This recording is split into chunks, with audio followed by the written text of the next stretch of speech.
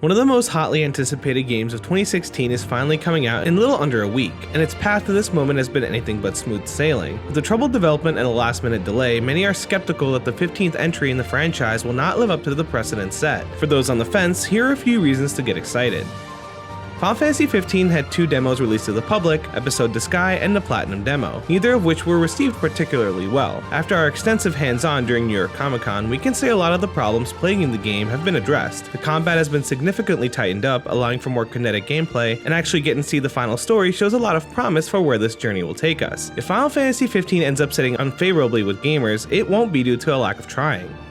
The team behind Final Fantasy XV is aiming to create one of the most epic worlds imagined in an RPG, rivaling the likes of Fallout or The Witcher 3. Driving along the highway and startling a giant winged creature that suddenly takes off in flight over your vehicle sort of stops you in your tracks. The world feels alive and blends science fiction and fantasy in interesting ways. Character interactions feel dynamic and organic rather than just another waypoint on your map. It of course has a lot of tropes you've come to expect from big budget JRPGs, but that doesn't mean Square Enix isn't trying to shake up the formula.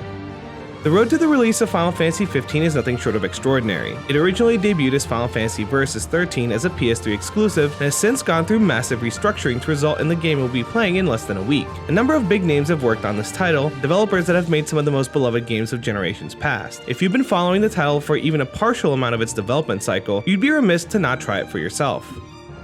Due to the hype around Final Fantasy XV, Square Enix has pulled out all the stops in terms of marketing. Two other media products, Kingsglaive and Brotherhood, have also been released to coincide with the game. The former is a CGI movie starring Lena Headey, Sean Bean, and Aaron Paul, so they're not messing around when it comes to talent. The latter is an online episode anime that focuses on the main character Noctis and his pals before the adventure they undertake in the game. This plays into the scope of Final Fantasy XV, and if you're someone that enjoys rich universes with deep lore, this entry has it in spades.